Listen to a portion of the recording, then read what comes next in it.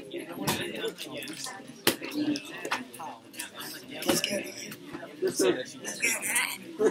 Hey, I saw that. What?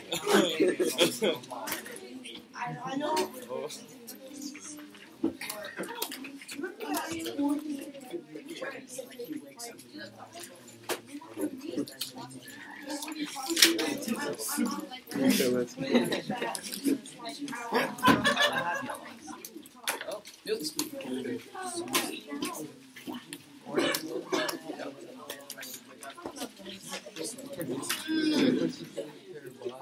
Yeah, would you scoot over to the side? No, it's okay.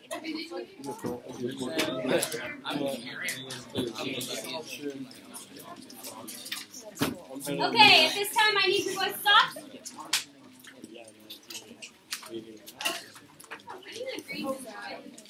You have to share with somebody else because I'm out. I need to go steal some from Mr. Brady. Oh dear, it's gonna be a no, you're fine.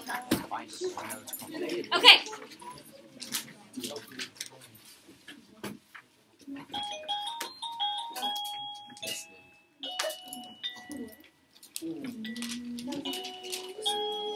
Okay. I need you to watch me as you fold your papers. I would fold all four at the same time. You can do it however you want. But I'm going to do it all at one time. So go ahead and fold them hamburger style like this.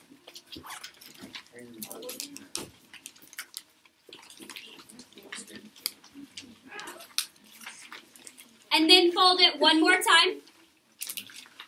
So that your paper, it's hamburger twice, but then it looks like a hot dog bun. So I don't know. It's a mystery. I don't know. So it needs to look like this. When you unfold your papers, you will then have papers with 4 rows. If you're like me, you can go ahead and draw lines on the creases if you need to. If you don't need to, that's okay. But we're going to start with 1 first, so just put the other 3 to the side. We're just starting with 1.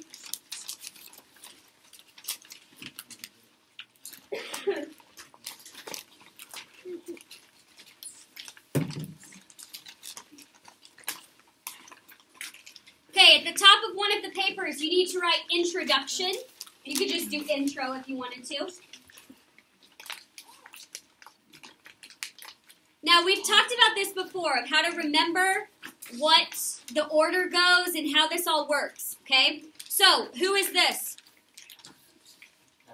Captain Hook. Hook, right? Yeah. What do pirates do when somebody's bad? No. What do? They walk the plank. The plank is a bridge between the boat and the water. Okay?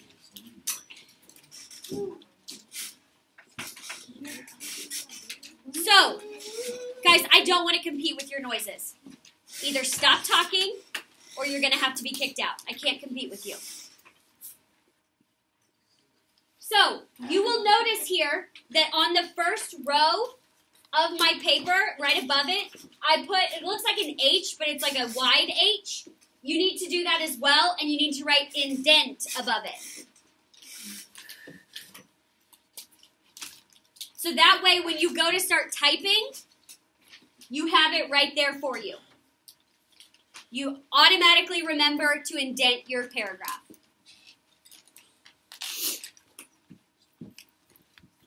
So the first one is hook. We always, no matter what type of paper we have, we always start with a hook. Whether it's informative, narrative, argumentative, we always start with a hook. In an informative, we use both of these rows for our lead and our bridge. Remember, hook leads to the bridge. But I combine them on this one. So hook and lead are your second row. Or, I'm sorry, lead and bridge are your second row. Lead and bridge are your second row.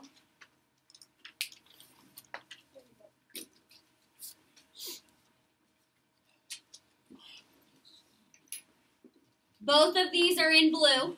If you're gonna do these now, we will come back and you can highlight at the end. You don't have to do anything yet. Your third row is counterclaim and rebuttal. Counterclaim and rebuttal.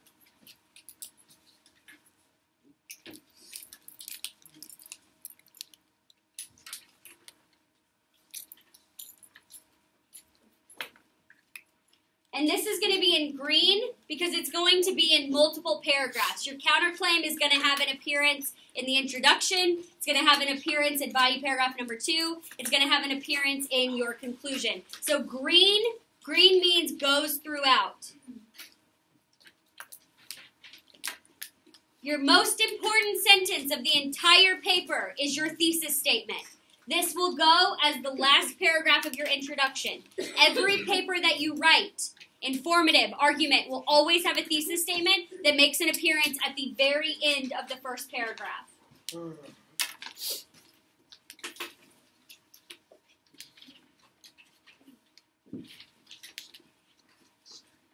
And that will be in green as well.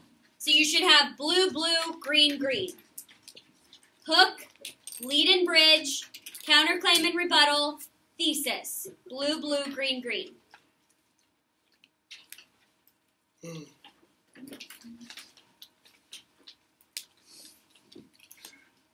Move on to your second piece of paper.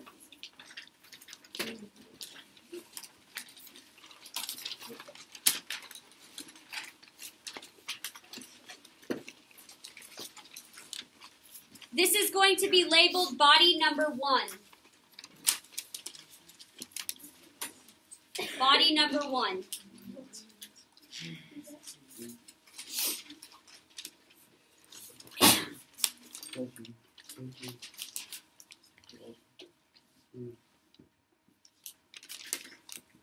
Now, for this one, instead of just one of the wide H's, you're going to do 2 wide H's. The first H is for indent, just like it was in the first paragraph. The second one is for transition and comma.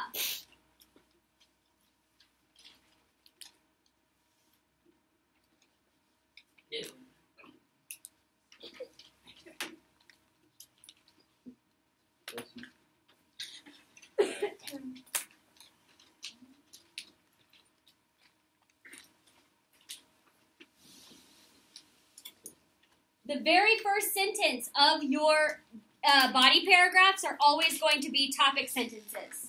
Okay? What color is part of green? Yellow. Okay? Remember, the yellow comes from the green. You can't have green, your thesis statement, without the yellow of the topic sentences. Okay, so topic sentence. Now the remaining 4 are easy. It just goes evidence, elaboration, evidence, elaboration. You're going to have 1 elaboration on the back of your paper. So just go evidence, elaboration, evidence, elaboration. Okay, so you should have 4, and all of those are going to be pink.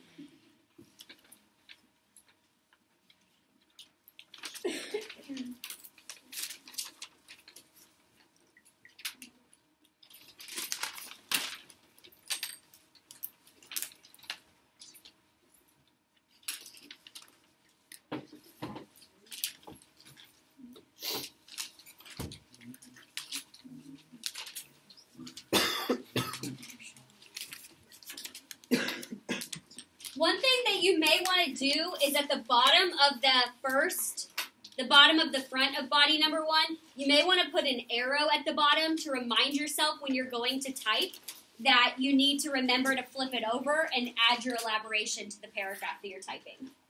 Because that is one thing, that's one of the silliest mistakes that I see when I'm grading your papers is that you have evidence and then this beautiful elaboration, and then you have evidence and then it's just over. Okay, because you forgot to turn your paper over. Yes. Yes, Cameron. The topic sentence is yellow and the rest is pink. Yep.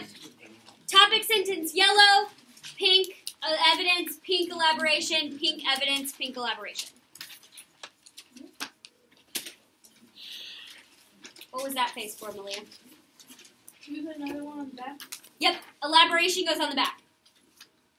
The second elaboration.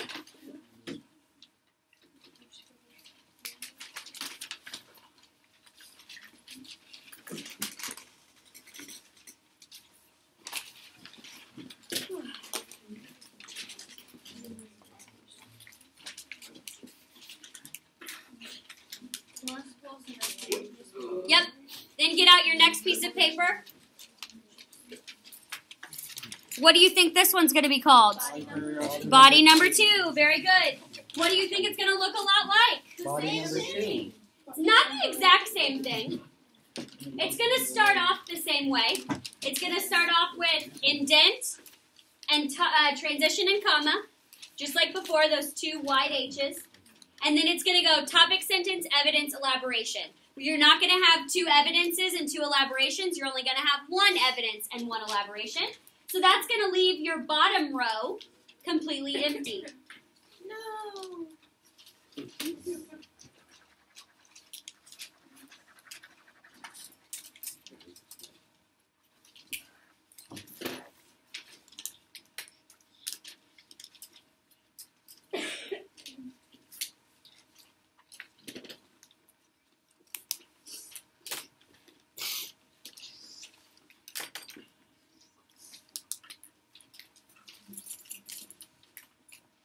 And they're the same colors as before. Topic sentence is always going to be yellow, and our evidences and elaborations are always going to be pink.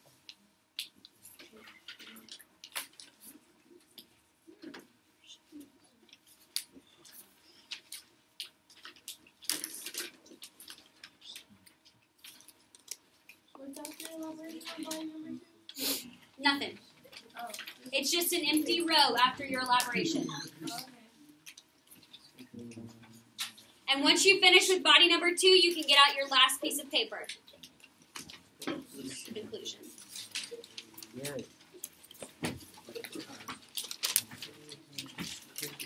What's your conclusion going to look a lot like? Body number 2. No.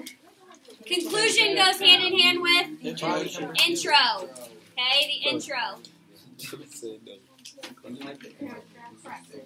Guys, stop the noises, please.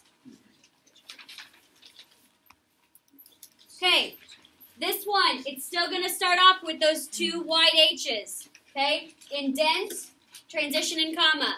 Okay, those are still going to start off that way. This one, the first row, is going to be paraphrased thesis. Mrs. Hasty and Mrs. Young may have called it twisted thesis. Yes. It means the same thing.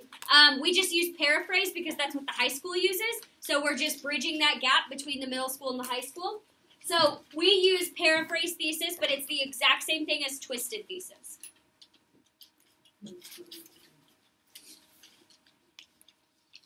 After you've done the paraphrase thesis, you're just going to copy your introduction. You're going to start with paraphrased hook for your second row.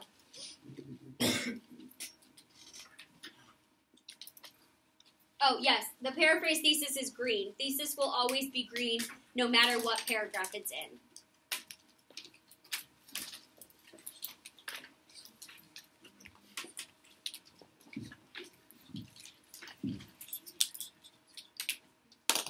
What comes after a paraphrase hook, do you think?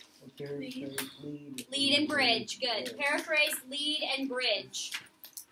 And again, it's going to be blue because your hook, your lead, and your bridge will always be blue. What's that the paraphrase thesis? Paraphrase hook. We're just copying our introduction.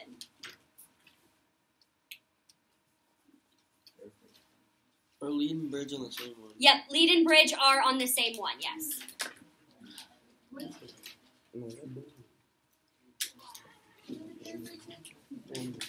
This is the paraphrase hook, the second row. The third row is paraphrase lead and bridge.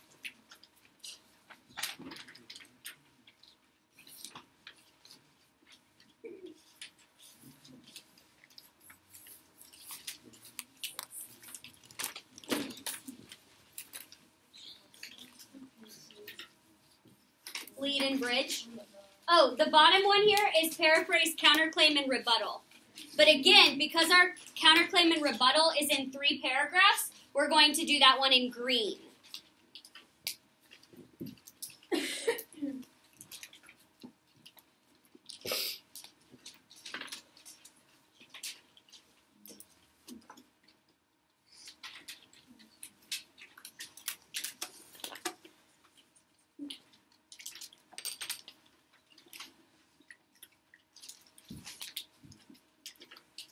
Then you have one more on the back, and that is the call to action.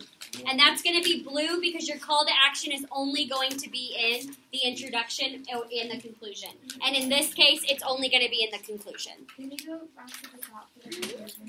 For which one? Oh my god. Okay. You don't. Last one is call to action. Can you draw an arrow to the back? You absolutely you can draw an arrow to the back there.